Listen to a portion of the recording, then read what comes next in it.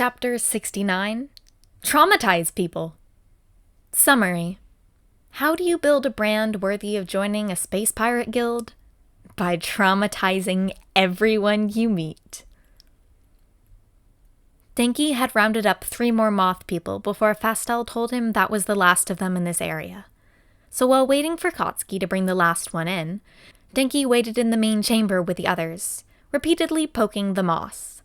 It was soft and squishy, and he liked it.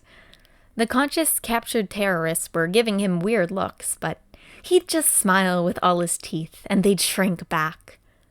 "Hey, guys," Denki said, looking over to the others who were watching the terrorists. "Can we bring home the moths back as our plant from this planet?" "Ooh, yes!" Ochako squeals. Mina, on the other hand, pouts a bit. "When I said I wanted something nicer next time, moss was not what I had in mind."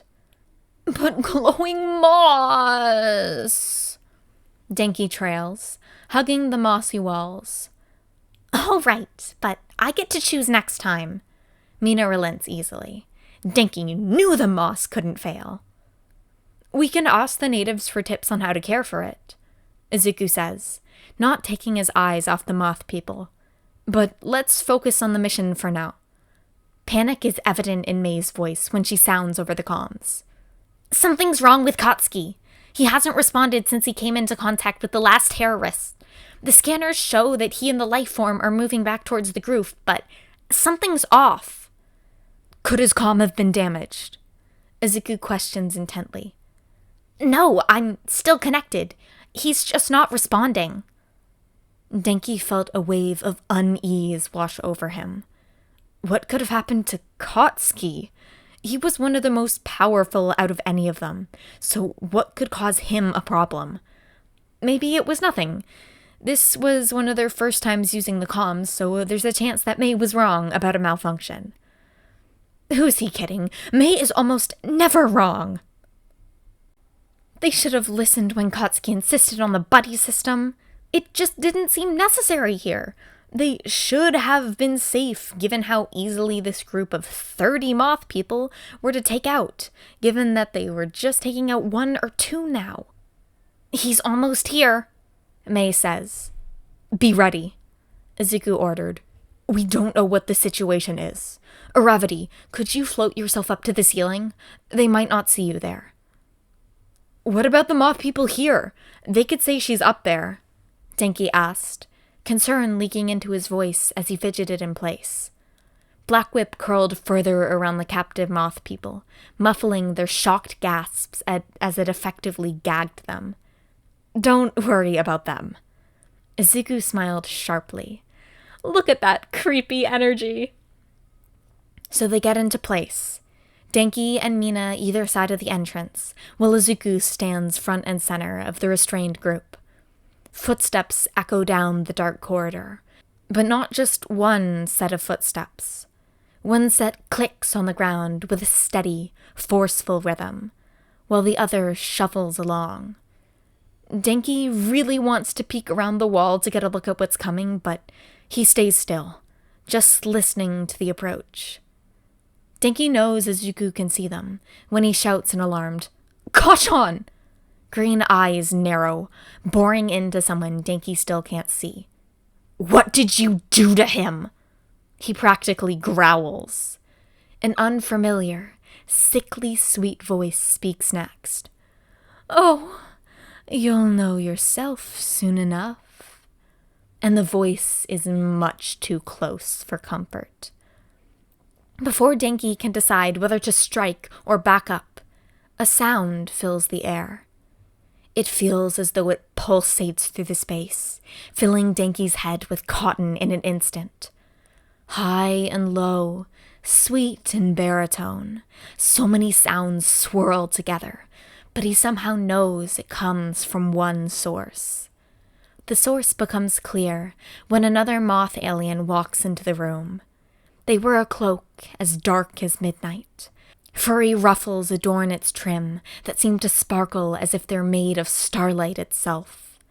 Similarly, their furry skin shimmers with the infinity of space, and curled around their neck, beak wide open, eyes a blank white, long body covered in tendrils that dance hypnotically, is the source.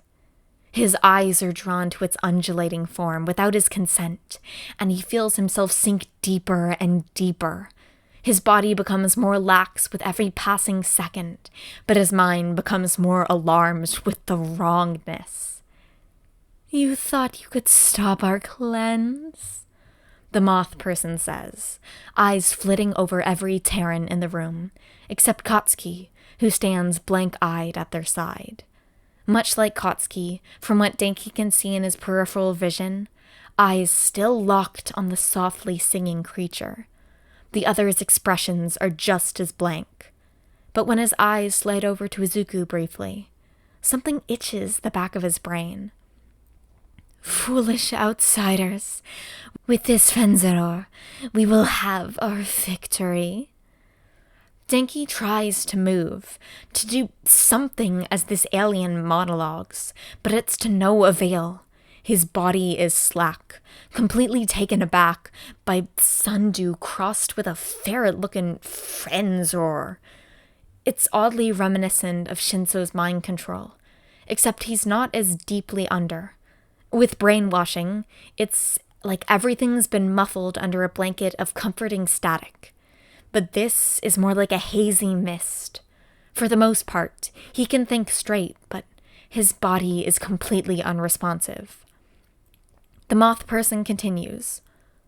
"All those who hear the Fenzor's song fall into a trance, all except the superior Myopians. Our hearing is much too advanced to be tricked." Oh, was that what the moth people were called? Should he stop calling them moth people? Nah. Speaking of moth people, none of them seem affected in any way, though they'd not been able to escape Black Whip's grasp. Which didn't make any sense. Denki's body was all lax. How was Izuku's quirk still so firmly activated?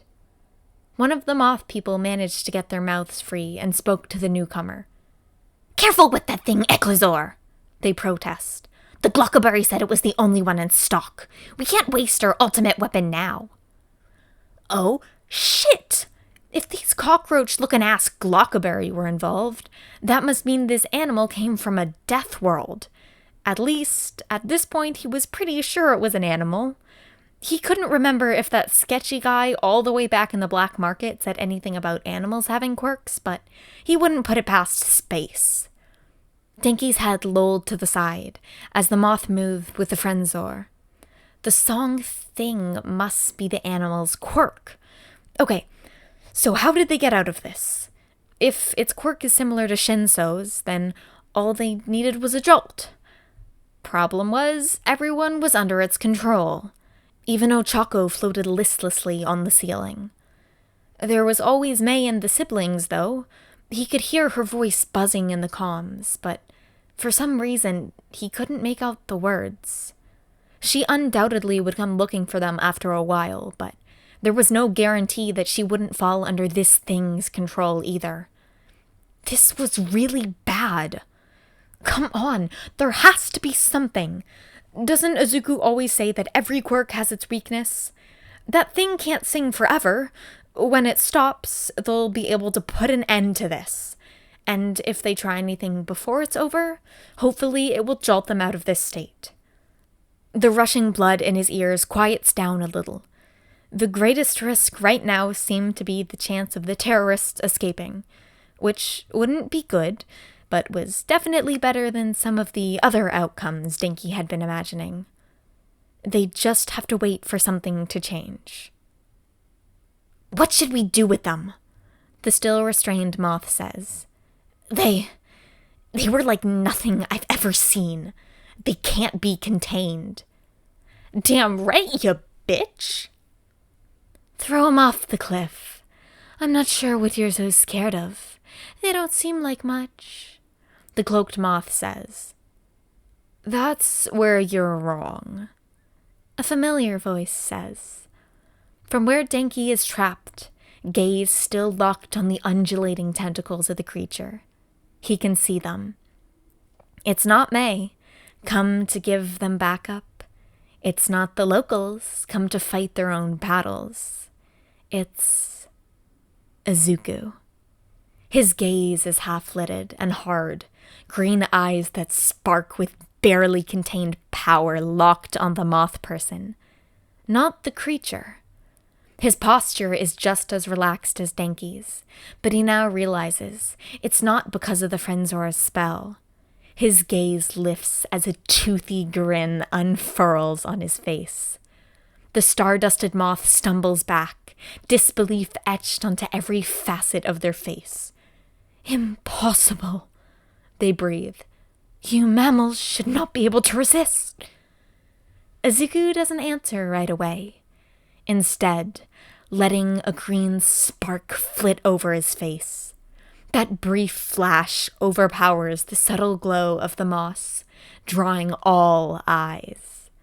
Then, more ink-dipped tendrils unfurl, framing him with their twitching limbs. Feral power leaks out as more green lightning wreathes him, and the smell of storm fills the small space, almost suffocatingly so. "Does your culture believe in ghosts?" Izuku asked, an ancient, dangerous undertone to his voice. His feet are no longer touching the ground. The starlight-touched moth sputters, taking a shaky step away. "Because I believe in ghosts."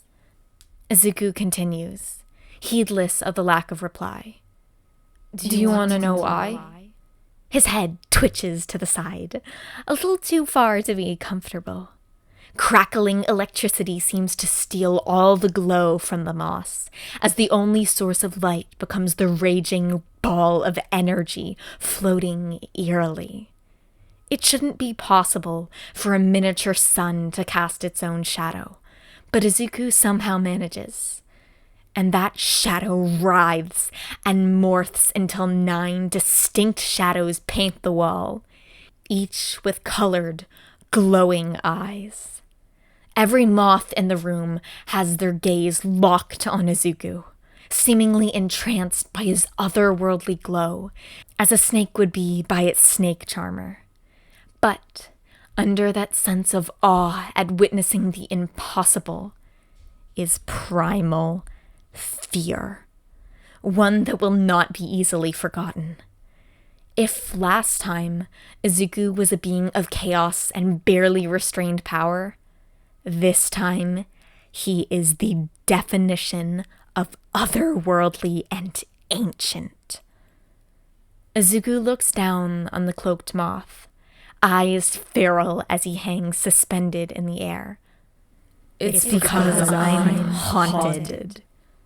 That seems to be the trigger for the moths, as all at once the cave is filled with a chorus of blubbering apologies, of pleas for mercy and forgiveness, prayers to this god to spare them. But all Denki can think is, "I'm haunted? Really? That's the best you could do?" After all is said and done, they make their way back to the city. Villains in tow. No problem. But something is off. Not like the arrival of the Frenzor, who is now sleeping peacefully around Izuku's neck. Something's off within the group. It takes Denki most of the trip back to figure out what it is. Ochako. He'd normally expect her to be chatting with Izuku by now, either about how cool his performance was, because it really was cool, or fretting about him overusing Black Whip, as he was still restraining all 40-something aliens. But she's not. She doesn't even comment when Izuku starts rubbing his arms with a grimace. In fact, it's Katsuki who asks about it, then proceeds to yell at Izuku when he says his arms have gone pretty numb. And throughout all this, Ochako just seems wary. There's some level of concern Denki can make out when he concentrates, but overall, it's too guarded for Denki to make much sense of. And he can't really think of a reason why Ochako is acting like this. He'll have to talk to her to get to the bottom of things. If he remembers. You know, he should probably mention this to Mina. Yeah, that seems like a better idea. He's not too close to Ochako anyway. Well, compared to the others, that is. When the 5 of them, at last, arrive at the central tree, Mei having taken off in the ship baby after making sure they were okay, the gremlin itching to have her first real go at flying the ship baby. The same 3 as before meet them. There were many thanks given after the group was taken away to be dealt with, but it seemed that they had one matter left to deal with. What about the Frenzor? Izuku asks, hand patting the creature's head on his shoulder. Oh, it's the monocled moth who says, You see, the beasts Denrisha from the homeland of the Cluckerberry, due to the race's more general dicky, it would be impossible to return it to their planet. Denki was half torn between mentally mocking the smarmy dude for his confusing choice of words yet again, and sympathy for the weird ferret-shaped thing. The group that had taken them from their home did the same to this little guy, and despite first impressions, they seemed nice. Can't we keep it? Ochako asks, a little more offensive than Denki feels necessary. Izuku blinks at her outburst, but it's Katsuki who answers. Of fucking course not, Pink Cheeks. We're barely keeping the plants alive, let alone some weird thing from a death world. She deflates at this, slinking back into quiet observation. We can't take them, Izuku says. So, will you? Just please, don't kill them. The monocle moth seems outraged. We value life to the highest degree. We would not think of hurting an innocent creature for the brat of existing. My God, dude, Dinky is getting a headache just from listening to him speak. The mushroom person speaks up next, their words quiet and serene.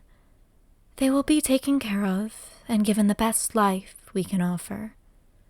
Thank you again so much, the pink moth chirps. Is there anything we can do for you? Moss! Denki blurts.